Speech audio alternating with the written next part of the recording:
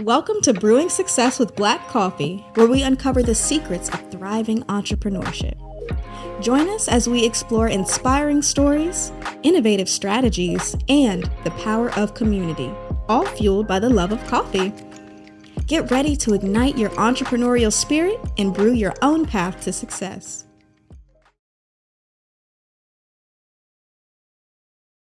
Hey there, welcome to Brewing Success with Black Coffee. My name is Samarah, and I have with me one of the co-founders of Black Coffee, Jamin Butler. How y'all doing? What's up, what's up? Very proud to be here. Thank you, I'm happy to be here too. So Brewing Success, this series that we're creating is gonna be focusing on the pillars of community, financial freedom, along with entrepreneurship. So today we're gonna focus on the finances. We're gonna talk a little bit about the money today. Yeah. Okay, so as we talk about the finances, we get into the nitty-gritty of what you need to know as an entrepreneur, as a business owner. We're also gonna be making a special treat today.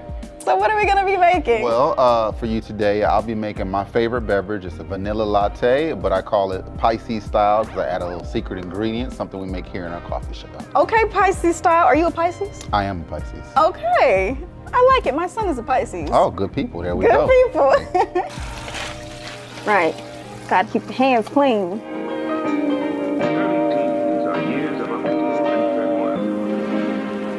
When you're exploring what options that you do want to have available to people and the different add-ins that you want to be able to put into people's tea and coffee, how do you go about that selection? Well, first, it's all about quality. Right. Our coffee beans, we source those from farmers and co-ops that practice ethical labor standards, that have strong growing processes, so there's no deforestation, that they're preserving the land as they grow and work it.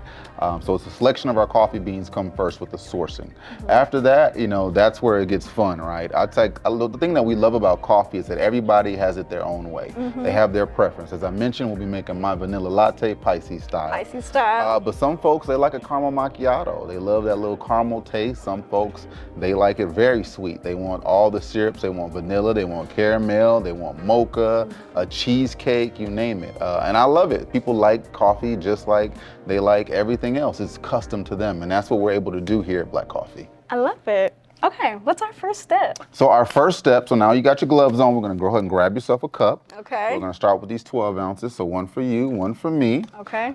Next first thing you do is you grab your coffee sleeve, your coffee sleeve right there. Sleeve. Okay. Yes, thank you. Let me get one of those too, please. Here you go. Thank you, thank you. You're gonna open that sleeve up.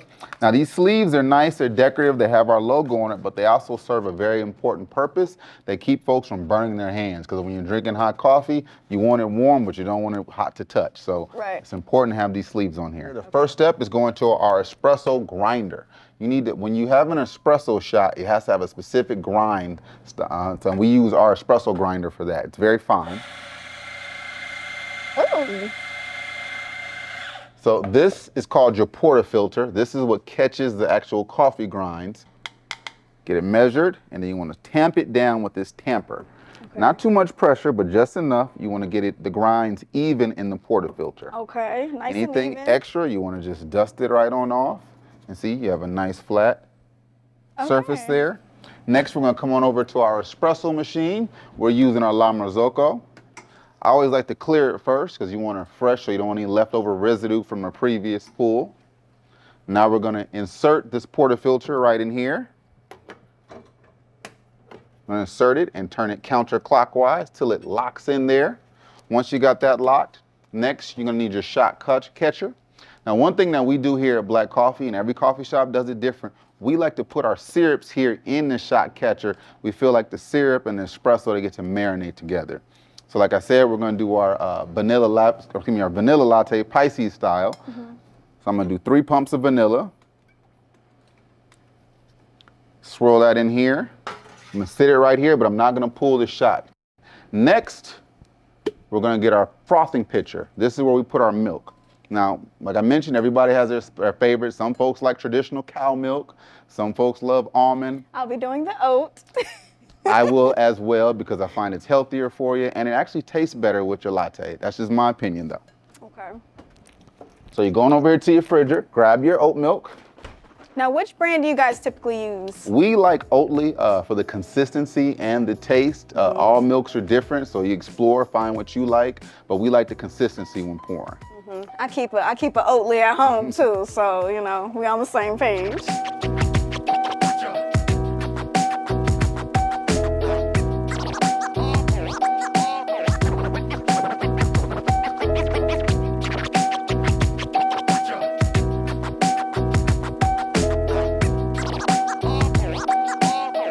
So when we're looking at machines like this, right, you guys have a lot of equipment going on back here. How long did it take to kind of curate, you know what I'm saying? It took from opening our doors on Juneteenth of 2021 till about, let's say, the spring of 2022, we didn't have all our coffee equipment. We literally opened our coffee shop with just 2 coffee pots, a kettle to do pour-overs, and some cups for tea.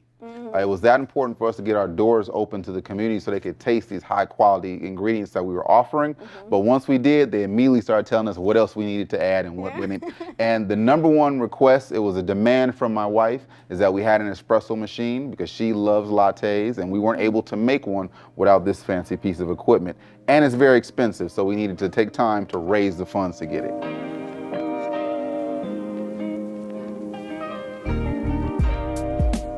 Have it. Is it giving heart? Is it giving heart? Now I mentioned it's a vanilla lavender latte, Pisces style, but I have a secret ingredient, something I like to add just for my latte. And that is our house-made lavender simple syrup. We make this here in our shop. We brew it fresh daily. Lavender leaves with some sugar. Black coffee exclusive. Yes, indeed. I'm gonna give a nice little squirt right through the heart, like an arrow. And there you have it. Nice. Take our lid here, secure that on top, and we have a vanilla lavender latte, Pisces style. And I'm gonna let Sam be the taste test. The judge. Taste test. Here we go. Drum roll.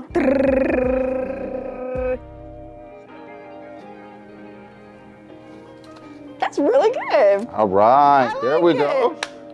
I think I might have a new favorite. Usually when I come, I get the bag lady. Okay. Love the bag lady, you know, light ice, extra lavender, but this is really, really good. The bag lady is a green tea. It's a green tea based drink versus this is an espresso based drink. I like it. How did you scale your business by taking in customer feedback, but also remaining conscientious of like the costs of everything? So that is a very delicate dance that we don't always do well, right? You want to make sure that you're meeting the customer demand, that you're providing them the service and the quality that they expect, because that's how you're going to be successful, right? Getting those customers through the door to drive revenue. But then you also have to balance that with the cost of operating, of acquisition, of maintaining these items. And there's maintenance when you get in some high-powered equipment. There's also getting in, if you want to bring in all these syrups and these different additive options, they each cost. You have to find who you're going to source them from. Then you have to consistently be able to acquire those items. This is this is a practice that we built up over time. So it was a try it, do it again, try it, make a little deviation, try, and then we'll formulate it as a process. Flash forward about 3 years now, and we're able to get all our quality products delivered on time on a recurring schedule. We have a monthly budget that we're tracking and make sure that we're not exceeding the operational costs so that we meet our objectives. But in the beginning, it took a lot of practice, and we did a lot of fundraising. In order to scale this business, truthfully, it would cost upwards of $150,000 to open, build out the shop, get the equipment you needed to really go. So we had to do that. And us being, we're self-funded, right? Yeah. So, my partners and all, we all HBCU graduates, we all have different careers, but that we don't make enough, nor we can just excess cash and write checks to run this business. Were you all Xavier University? Yes, blessed. We are blessed. And I'll shout out my partners, Dr. Leonard Lightfoot, Christopher Bolden, Brandon Cole, and Gino Jones were all Xavier alumni. So that was where we really forged our bond and maintained that relationship over the decades. Go to an HBCU. Yes, indeed. Change your life. It will. But if you don't, you can still follow this model. And that's what we really built out. We wanted to create a model that it doesn't matter who you are or where you reside, as long as that you have a sound financial mind. So just start with budgeting. Then you have an entrepreneurial mindset where you realize, hey, I can create something and add value.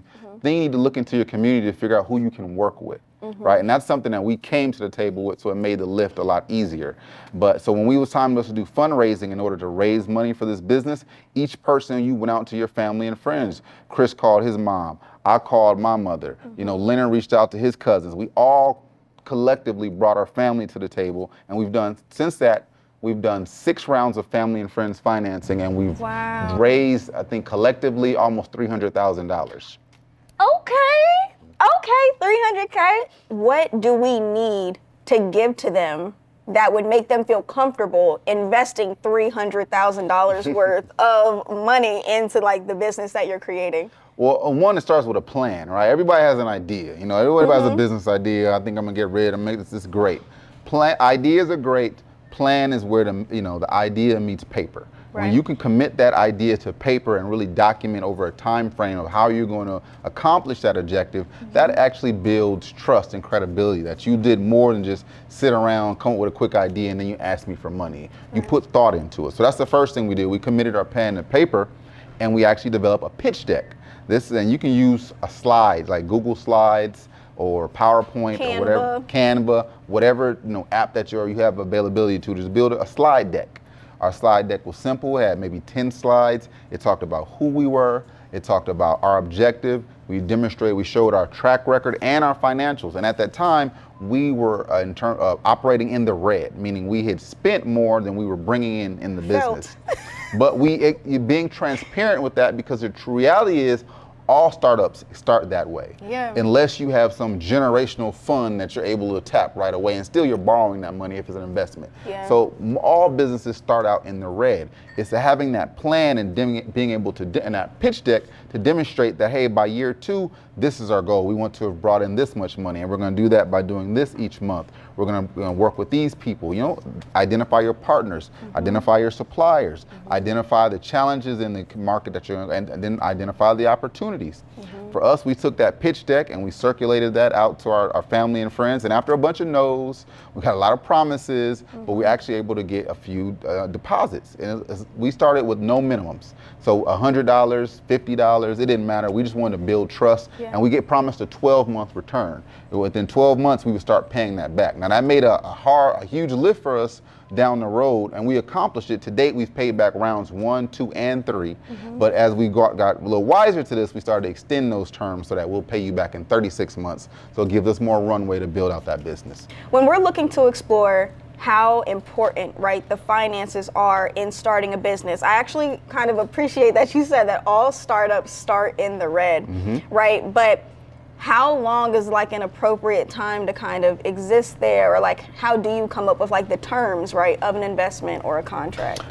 So 2 questions. The first part is in terms of how long are you in the red. Yeah. You would be surprised at how many huge operations. I'm talking about multi-millions, and companies that we know very well are not profitable. They operate in the red. And in fact, most of these tech startups, they're operating in the red. They're spending more, they're hiring more, then they're building out their business for the market that they're creating, but right now they're in the red. Solopreneurs, I've shifted completely out of my career and I'm focusing on my business.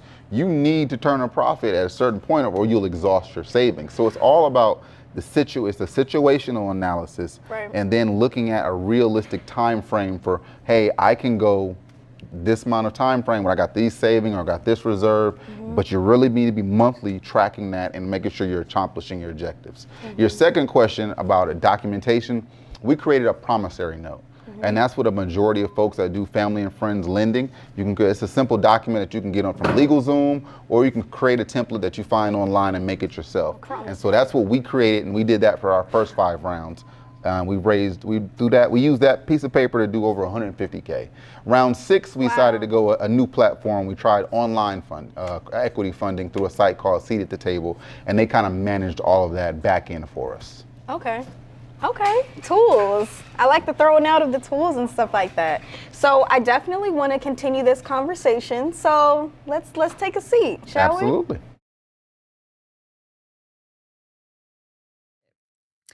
Jamin. Yes. Entrepreneurs need the money. We need the money. So we're going to talk a little bit more, or we're going to dive a little bit deeper into, what it looks like for us as entrepreneurs, business owners, businesses as a collective to get to the bag. You guys have been established since 2018, Yes. right? How has your financial strategy changed from when you all were just starting to this stage in the game these years later? Yeah, it's changed, right? Yeah. Based on the needs and the growth of the business, we've had to adapt and change a little bit of our philosophy. Our CFO, Dr. Leonard Lightfoot, could tell you that when we first launched the business in 2018, we were very, very focused on our principles of financial literacy, right? Mhm. That's like having a good budget, that's saving, trying to eliminate debt. And in fact, one of our operating models at the time was that we'd have zero debt for our business. So we would have no credit cards, we didn't have any loans, we hadn't borrowed any money at that time. We were just financing the business out of the money that we had set aside for our investment club. Mhm. So we generated some success there. So we took the profits we made and invested that into our business. In addition, we took the monthly dues that we were setting aside each month for the investment club and shifted that into investing in our business. So we were self-funding, or as another term you'll hear, bootstrapping Bootstrapping. ourselves, right? Paying out of your own pocket to run your business. And we did that for the first, 2.5, 3 years successfully. But once it was time to really, really scale up and actually open the doors to our brick and mortar, when we shifted from having the pop-up model to Mhm. actually focusing on opening our doors to a brick and mortar coffee shop, that's when we realized we would have to change our mindset and adapt some older strategies that had been tried and true. Yeah. So how many Black coffee locations are there? As of today, there is only one Black coffee location, our coffee shop, our flagship, our headquarters. Mhm. It is located in the Lakewood Heights area of Atlanta, Georgia, 1800 Jonesboro Road, Southeast. We are located on the southeast side of Atlanta, about 10 minutes from downtown, Mhm. 15 minutes to the airport. And are you still exploring that pop-up model in other spaces? Absolutely.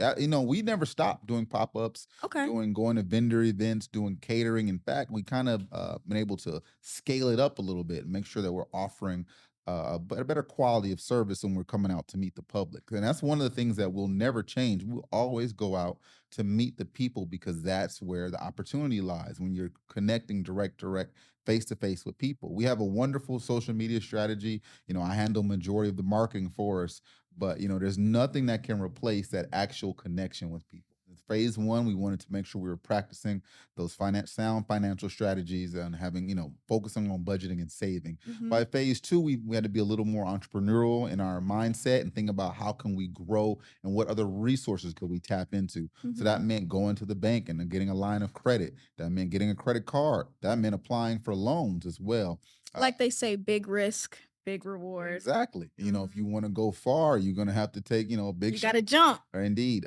And we have been able to do so, but we had to get out of our comfort zone. Mhm. So for those budding entrepreneurs that are out there that are, looking to kind of, grow, especially financially or understand like the correct financial path to like take, what are some pitfalls that you would tell them to avoid? Avoid. Okay, so don't run out and just get a credit card and start spending money, right? That's not the Okay. strategy. So I need to send it back to the bank. No, no, no. So we talk about to have an actual plan and a budget in place before you spend the funds, right? Mhm. Go out and do your research. Write down the cost of the equipment that you're trying to buy, the supplies that you need to get. Come up with some projections for your payroll if you're opening a brick and mortar, if you're having a space that requires employees, Mhm. and think about your rent if you're going to have a brick and mortar. How much are you going to pay for that year? Put Mhm. all that committed out for at least a 12-month. And truthfully, you need to plan out 3 to 5 years. But to start out, plan out a 12-month strategy of budgeting. Mhm. Where is your money going to go? So that'll tell you how much money you need to go out and raise or that you're going to Right. bring in. Okay, so what about for those people that have already jumped, right? They've already jumped, they've already taken the leap, but they don't necessarily have like that financial plan in place right now. I would say, for one, get a coach, right? There are so many agencies and association and groups of people that are willing to help small business owners meet you where you are, whether you're a solopreneur and you just launched last week or you've been at this game now for 20, 15, however many years, there's always people who can provide you information and resource that you may not have accessed. Recently, we've been involved in a numerous, I guess, cohorts or pilot programs that are all about being accelerators that are providing you access to not only information and materials, but people who had the experience. Mm-hmm. I want to shout out Invest Atlanta. That was an organization that we worked with. It's actually a CDFI, so they provide loan products that are federally backed, but they have low interest rates, but they also have strict requirements in terms of the paperwork and the details and the budgeting. And they actually needed our full business plan Yeah. 3 years out, everything, every I dotted and crossed before they would actually fund that. And it took a long time to get those funds, but the process that they took us through in order to be prepared for that, it really made us ready to hit the ground running once we did get our account funded. Mm-hmm. I'll mention, if you're getting certified as a minority business enterprise, there's many associations from the SBA to the National Minority Supplier Development Council. They have groups, they have meetups, they have virtual calls, they have online.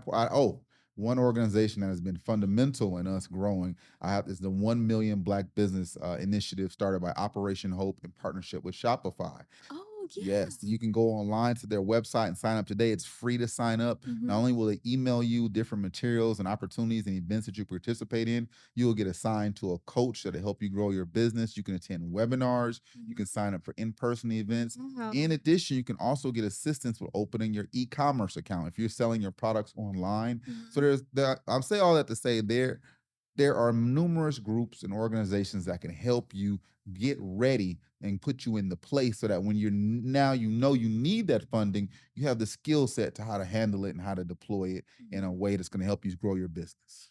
So what role have these different, organizations and the sponsorships and grants that you've gotten, what role have they actually played in the success of Black coffee? Oh, there's been a huge lift. I tell you, acquiring capital for a business, it's the life you live or death, right? If you can't bring in capital, you can't grow the business, you can't buy the equipment, the supplies, you can't pay your people. You got to spend money to make money. Yeah, that's a fact. That's America, right? And and you have to find ways to be savvy to do that. And these organizations have provided us the resources, the people, the folks who have already been down that road, so we don't have to make a bunch of mistakes trying to figure it out. We can learn from their journeys.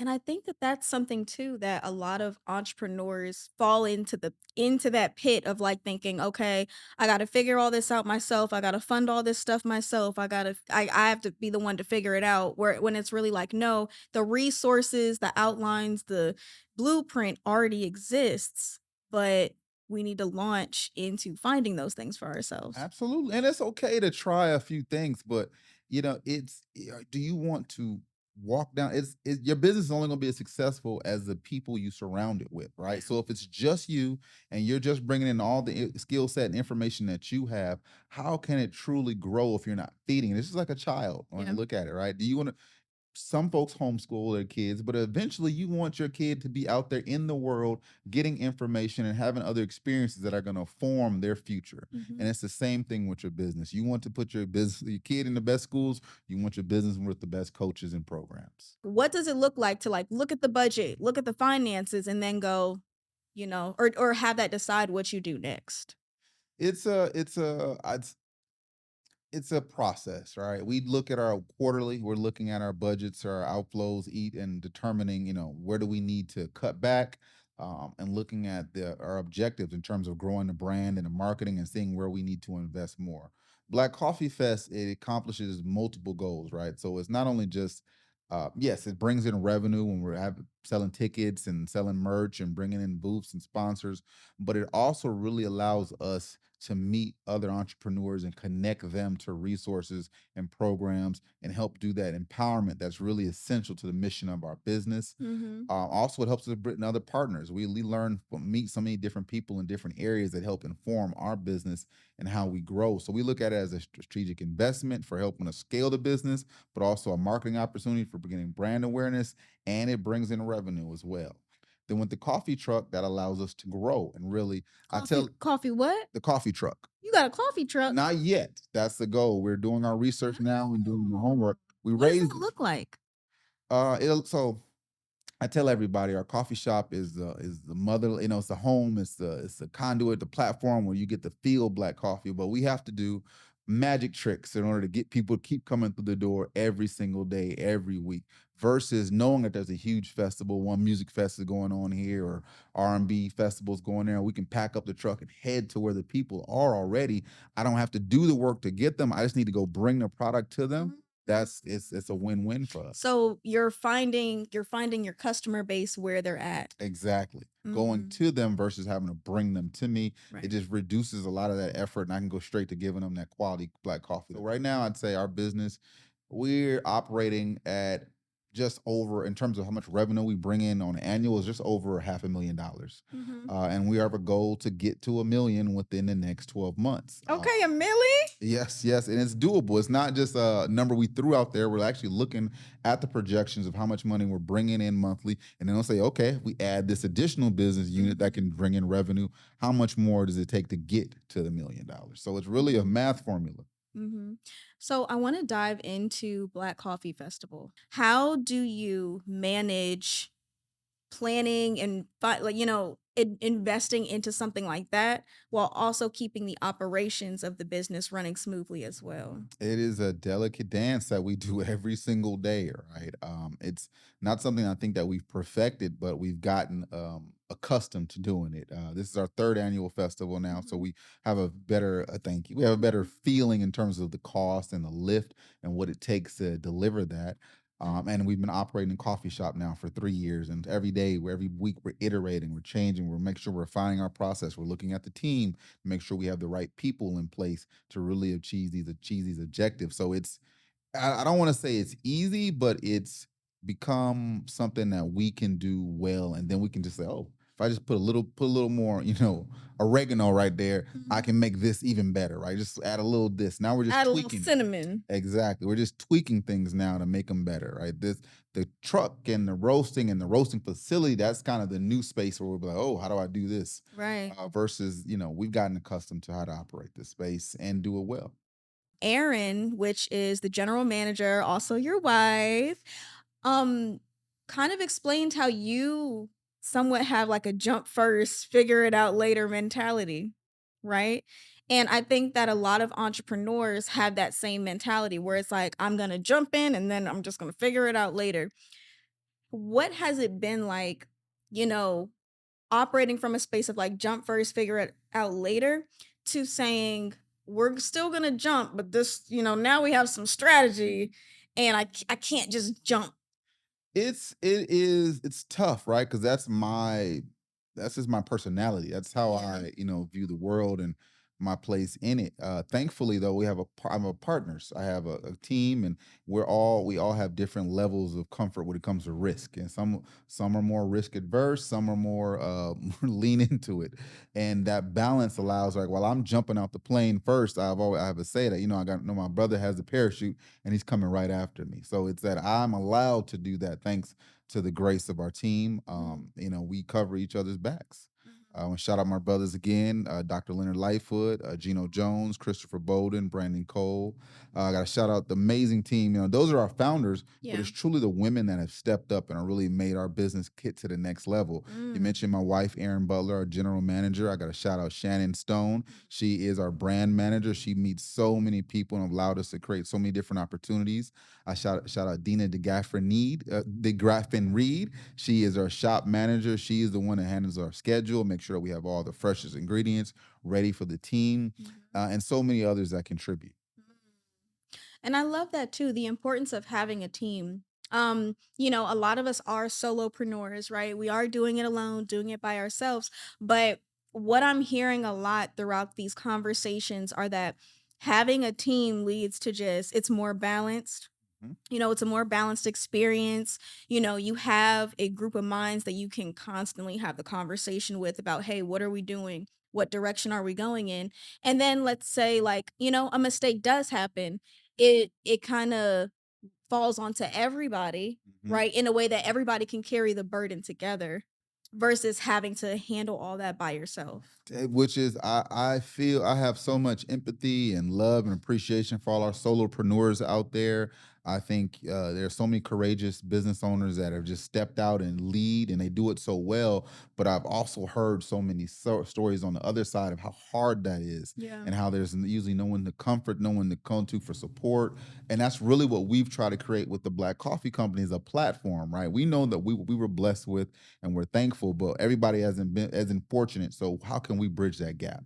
That's one of the reasons we created Black Coffee Fest. Yeah, it's a wonderful celebration. We have fun, we grow our brand, but truthfully, what we do is we build connections, we build partnerships, right? If you may be a solo entrepreneur out selling clothes, you may be a solo entrepreneur selling candles, you may be out here selling drinks, but if y'all come together, now you guys have a network and group where y'all can share different opportunities, y'all can share customers, you can help improve each other's brands and give each other's tips. And that's really the magic of the festival itself, is that we've seen so many people come together, branch off, create their own new businesses, launch. They're going to go in on a brick and mortar together.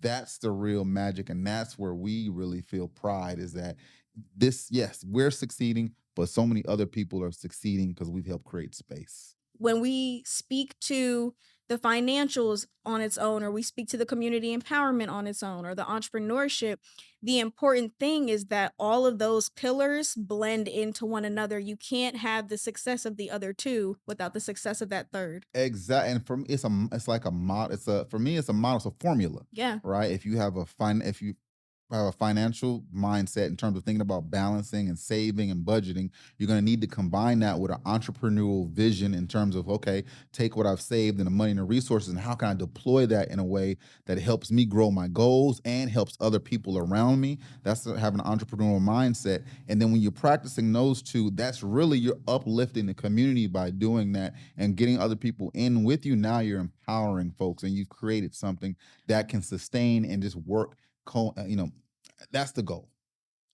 I love that Black Coffee, the Black Coffee Company, is, I mean, you guys have almost made it so simple. The formula is it, you guys give us the formula Yes. like immediately, even as soon as you walk into the shop. Community empowerment, entrepreneurship, financial freedom. Yes. So I know that, we're exploring community in another episode of ours, but I want to speak a little bit to the community. Now, I know that you guys have received those different rounds of funding. It's friends and family, right? That is correct. And that wouldn't have been able to be possible if you hadn't reached out to your community Yes. in order to get that funding, right? So how, or with that process, what does it feel like to have multiple rounds of funding, right? And people constantly supporting the vision, providing the funding. Like what feeling are you like filled with? I feel it's an amazing feeling and awe. You sometimes you deal with that imposter syndrome. It's Yeah. like, why you give y'all really trust me with this money? Like, they don't know that I'm just Jamin from South Central, who just, I'm just confidently walking into all these situations and hoping they're gonna work out. Yeah. And working my, butt off to make it happen. And I sure. think, you know, it's just my wife, I have this thing I do. I don't really talk to people about it, but I tell them I'm an extroverted introvert, right? I can go out and be around people and talk and make folks, be all that. But truly, I like to be alone and think in my thoughts and do my thing. And when I have an accomplishment or achievement or something happens, or I get a notification about something, I do a quiet roar, right? Or I yell, I scream, I beat my chest, but it's just me to myself. And it's just for me, and it makes me feel good, right? It's how I keep going for a new challenge or a new opportunity. My wife always asks, she's like, I want to be home when you do that. But I was like, it's embarrassing. I don't, I don't do, it's just for me. Right. So that's kind of how I deal with it, how I keep going and, reinforce it. I know a lot of people think that like getting those sponsorships or even grants, etc., is probably easy, right? But I want to dive into like what's actually needed there in order for people to be taken seriously and looked at seriously when it comes to these companies providing money. I'll say, number one thing is proof of concept, right? You can have a great idea, you can have a wonderful plan, but until you've actually shown and demonstrated to people that, hey, this is what it says it is, and I'm going to go ahead and follow this plan, whether you support it or not, you're not gonna get that because people want to see that you have the skin in the game. They want to see that you've gone through something in order to have more trust. Like Yeah. they want to feel that, okay, this person has been open, they've been transparent, they're hardworking, and it's clear the proof is in the pudding Yeah. that they're gonna do this with or without my support. And that's fine. Like that's why people have, just gravitated towards us Yeah. because we're gonna do this. We started on our own without any support. We did our first, and as we continue to do it, whether we get a sponsor or don't, we're gonna execute this festival. Now you can help make it even better, or you can just come and attend. But either way, it's gonna happen. Now, do you want to attach your name to something that's gonna be amazing, Right. or do you want to watch somebody else get those accolades? Right. And watch the price go up because yesterday's price is not today's price. Say it again. Okay, well, thank you so much for diving into this. For me, for our audience, our community, I know that there's so many gems that people are going to be able to take away just in terms of like the finances, but I'm really excited to be able to dive more into our other episodes so that, they can get all three of those well-rounded pillars, the formula. There you go. That's what it is. We call it a formula for success. The formula for success. Well, thank you so much, Jamin. I really appreciate you. I appreciate your time. And make sure that you all stay tuned to catch more episodes of Brewing Success with Black Coffee. My name is Samarah, and we'll catch you next time.